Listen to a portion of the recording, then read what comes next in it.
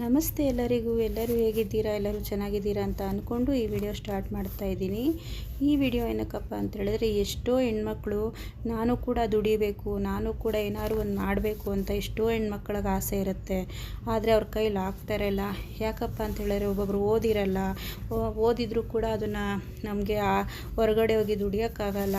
ಈ ಥರ ಸಮಸ್ಯೆಯಲ್ಲಿ ಹೆಣ್ಮಕ್ಳು ಇರ್ತಾರೆ. ಆದರೆ ನಾವು ದುಡಿಬೇಕು, ಏನಾದ್ರು ಒಂದು ಮಾಡಬೇಕಂತ ಆಸೆ ಎಷ್ಟೋ ಹೆಣ್ಮಕ್ಳಿಗಿರುತ್ತೆ.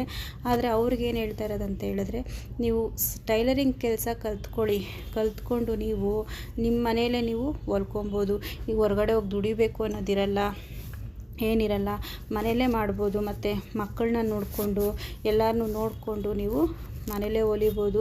ಹೊರಗಡೆ ಹೋಗಿ ದುಡಿಬೇಕು ಅನ್ನೋದಿಲ್ಲ, ಹೊರಗಡೆ ಹೋಗಿ ಒಂದು ಬಯಸ್ಕೊಬೇಕು ಅನ್ನೋದಿರಲ್ಲ.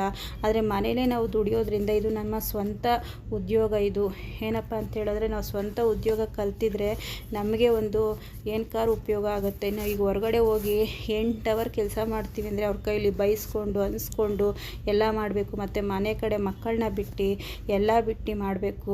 ಅದೇ ನಾವು ಟೈಲರಿಂಗ್ ಅನ್ನೋದು ನಾವು ಕಲ್ತ್ಕೊಂಡ್ರೆ ನಾವು ಕಲ್ತಿರ್ತೀವಿ, ನಾವು ದುಡಿತಿರ್ತೀವಿ, ಮತ್ತು ಇನ್ನೊಬ್ರಿಗೂ ಹೇಳ್ಕೊಡ್ತಾ ಇರ್ತೀವಿ. ನಮ್ಮಿಂದ ಇನ್ನೊಬ್ರಿಗೂ ಕೂಡ ಉಪಯೋಗ ಆಗುತ್ತೆ, ನಮಗೂ ಕೂಡ ಉಪಯೋಗ ಆಗುತ್ತೆ. ಈಗ ನಾನು ಓದಿಲ್ವಲ್ಲಪ್ಪ, ನಾನು ಏನು ಮಾಡೋದು, ಏನು ದುಡಿಯೋದು ಅಂತ ಯೋಚನೆ ಮಾಡೋ ಹೆಣ್ಮಕ್ಳು ಏನು ಮಾಡಬೇಕಂದ್ರೆ, ನೀವು ಟೈಲರಿಂಗ್ ಕಲ್ತ್ಕೊಳ್ಳಿ. ಆದಷ್ಟು ನೀವು ಟೈಲರಿಂಗ್ ಕಲಿಯೋದಕ್ಕೆ ಪ್ರಯತ್ನ ಪಡಿ. ಯಾವುದಕ್ಕೂ ನೀವು ಸೋತೋಗದಂತೆ ಒಂಥರ ಬೇಜಾರಾಗಿ ನಾವು ಇರಬಾರ್ದು. ಯಾವುದಕ್ಕೂ ಧೈರ್ಯ ತೊಗೊಂಡು ನಾವು ಧೈರ್ಯದಿಂದ ಮುನ್ನುಗ್ಗಬೇಕು. ಇದು ನನ್ನ ಕೈಲಾಗುತ್ತೆ, ನಾನೆಲ್ಲ ಮಾಡ್ತೀನಿ ಅನ್ನೋ ಛಲ ನಮ್ಮಲ್ಲಿರಬೇಕು. ಭಯ ಬಿಡಬೇಕು, ಧೈರ್ಯದಿಂದ ಮುಂದೆ ನುಗ್ಗಬೇಕು. ನಾವು ಓದಿಲ್ಲ, ನಮ್ಮ ಕೈಲಾಗಲ್ಲ, ನಮಗೆ ಬರೆಯೋಕ್ಕೆ ಬರಲ್ಲ, ನಮಗೆ ಓದೋಕ್ಕೆ ಬರಲ್ಲ ಅಂತೇಳ್ಬಿಟ್ಟು ನಾವು ಸುಮ್ಮನೆ ಕೂರಬಾರ್ದು. ಬರೆಯೋಕ್ಕೆ ಓದೋಕ್ಕೆ ಬಂದಿಲ್ಲ ಅಂದರೂ ಕೂಡ ಈ ಟೈಲರಿಂಗ್ ಕೆಲಸನ ಕಲ್ತ್ಕೊಬೋದು. ಓದಿಲ್ಲ ಅಂದರೂ ಕೂಡ ಕಲ್ತ್ಕೊಬೋದು, ಬರೆದಿಲ್ಲ ಅಂದರೂ ಕೂಡ ಕಲ್ತ್ಕೊಬೋದು. ಇದನ್ನು ನಾವು ಕಣ್ಣಲ್ಲಿ ನೋಡಿ ಕಲಿಯುವಂಥ ಕೆಲಸ ಇದು.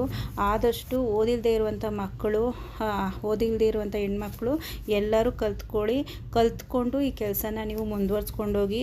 ಈ ವಿಡಿಯೋ ಯಾರಿಗಾರು ಇಷ್ಟ ಆಗಿದರೆ ಲೈಕ್ ಮಾಡಿ, ಶೇರ್ ಮಾಡಿ, ಸಬ್ಸ್ಕ್ರೈಬ್ ಮಾಡಿ. ಧನ್ಯವಾದಗಳು.